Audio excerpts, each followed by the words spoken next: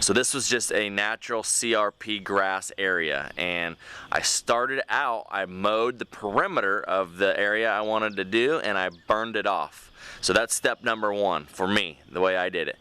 Step number two was I sprayed it to kill the grass. Step number three is I disked it up. Step number four, broadcast the beans. Step five, I drug a pallet or a harrow to kind of cover up the beans as well as I could. The beans started to pop up and grow. I used a fertilizer called Milogranite, and mainly for the purpose of keeping deer off the beans because it has a really strong odor to it. And I also sprayed these beans twice after they started growing to try to kill some of the weeds. Once the beans came up really well, and it was getting towards the fall, I broadcasted like turnips, radishes, things like that. Hopefully somebody can watch this video and get the confidence to go out and do this on your own.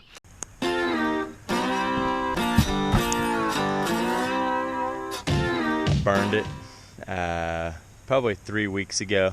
It's grown up and green. So next we're gonna let it get a little taller. We're gonna spray it. Okay, I'm getting ready to spray to kill the grass where I'm gonna plant beans. I'm using a solution that is 40% glyphosate. It tells you how many quarts per acre you put on. The water is just a carrier. You don't have to worry about how much water you put in here versus chemical ratio or anything like that. We're gonna spray it, then we'll come back in 2 weeks, and I hope then it'll all be dead so we can disc and plant. Oh, by the way, this sprayer, it was just a wand sprayer, and I removed the wand and I plumbed in a nozzle. This nozzle sprays like 18-foot wide path. No boom or nothing. Just one little nozzle, that guy right there. I will put a link in the description below to that nozzle, so that way you guys can make your own boom for cheap. I think it's like 20 bucks for the nozzle. So this is the area I'm spraying. You can see it's got some grass, some weeds. Turn it on and we're gonna test it out. I got a switch right here.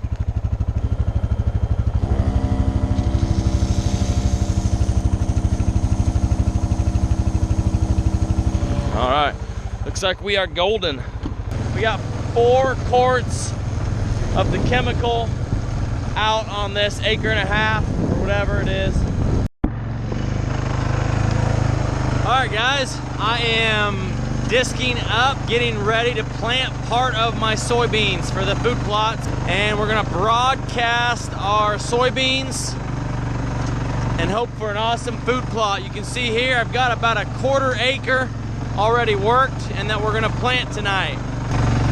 This is gonna be a pretty awesome plot. I'm hoping to get my daughter to kill her first deer here, and maybe my wife to also kill her first deer here.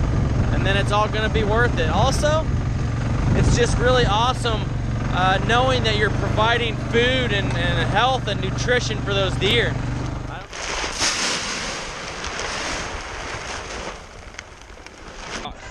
Starting to rain harder, gotta hurry.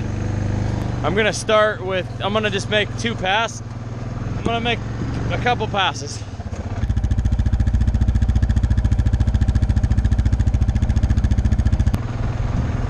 I'd rather go light spreading and hit it several times over and over. That's gonna be more even, I think, instead of accidentally putting too many on at the beginning. Great thing about this deal is it really doesn't like to tip or anything.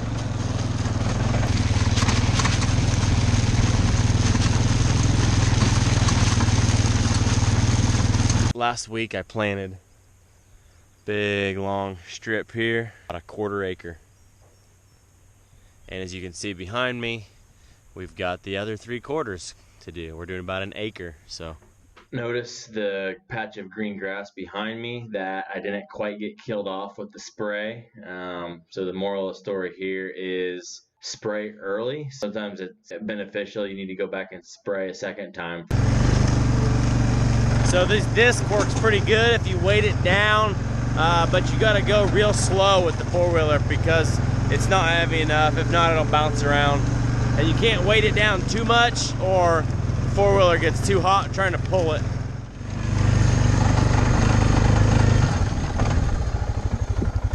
All right, we are back at it again. And I'm trying to get the rest of the field disked up and planted now. The river flooded, so I couldn't get to them until now.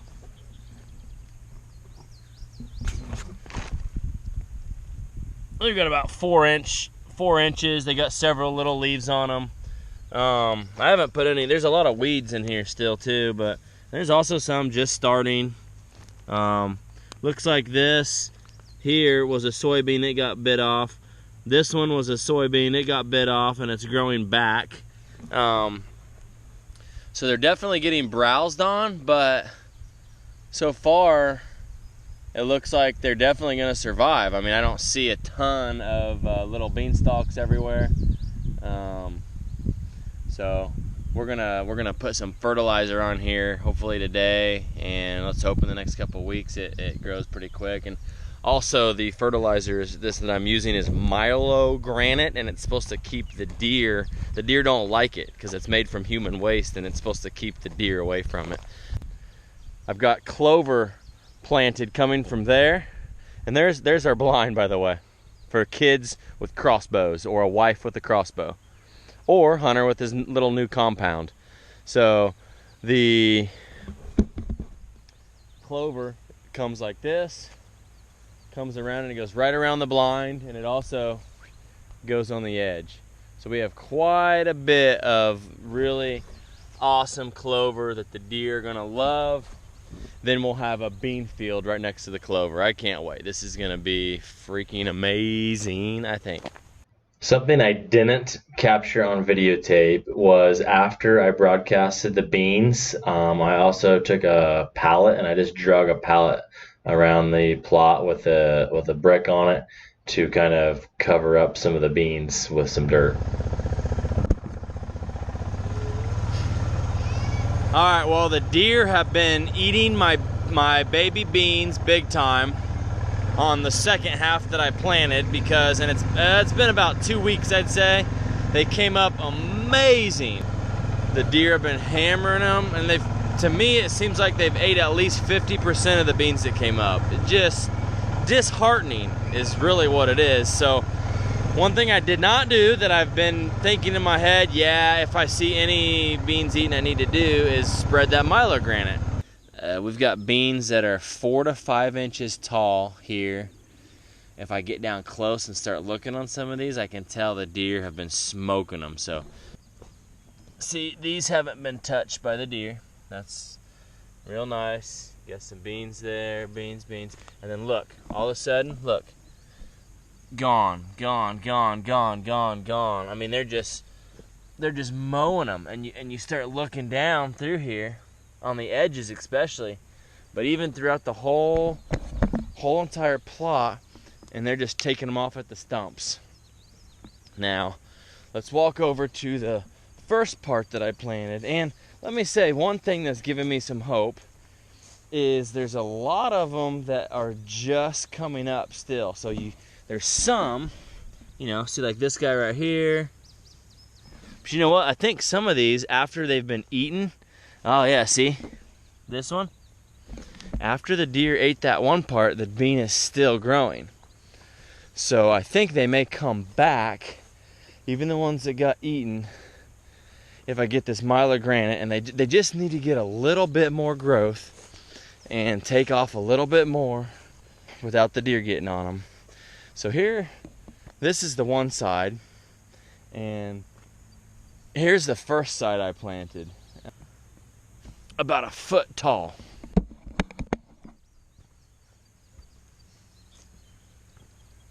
you need to have a good sized field based on how many deer you have. So honestly, I don't even feel like I have that big of a deer herd back here at all. And an acre and a half, any smaller and they probably would have just totally smashed it. I've tried to do beans before in like quarter to half acre plots. No, the deer just come in and mow them down when they're real little and they never get a chance to grow. So that's why you have to have a big plot. And another tip would be plant them at the same time as your local farmers are planting their beans, so yours aren't super attractive during that time when they're really little and vulnerable. We're gonna spread this Milo granite fertilizer over these baby beans in hopes that it will keep the deer away. And it's only supposed to keep deer away for about 2 weeks, I think. I'm gonna use the hand spreader so that I can try to not have as big of an impact smashing beans as I do with the big meaty tires on the four-wheeler. Especially on these baby beans, I'd snap half of them off, which I kind of did anyway when I went in and I sprayed it once already. But tell you what, this Milo granite stuff stinks to high heaven. Ooh, that stinks bad. Hope the deer don't like it. Had pretty good luck with this in the past. I should have spread it last week. The deer hadn't touched him, and I thought maybe the Milo granite that I spread on the other side of the field was keeping them off, and I didn't come back and spread it. I'm an idiot. I should have.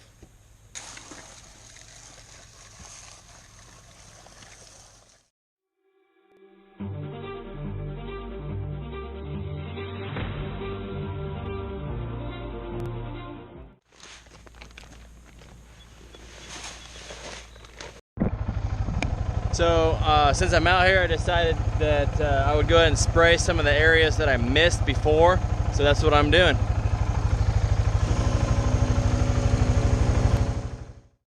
Well, the beans are looking amazing, and I decided to go ahead and broadcast some turnips, radishes, oats, peas, and things like that into the beans. So here you can see some of that stuff starting to germinate. But once the leaves fall off the beans, once they start turning yellow and brown, then the sunlight will hit the ground, and then these small seeds I broadcasted in there will really come up. So you're just going to have a really good combination and really utilizing the square footage or the acreage to the max of food for the deer.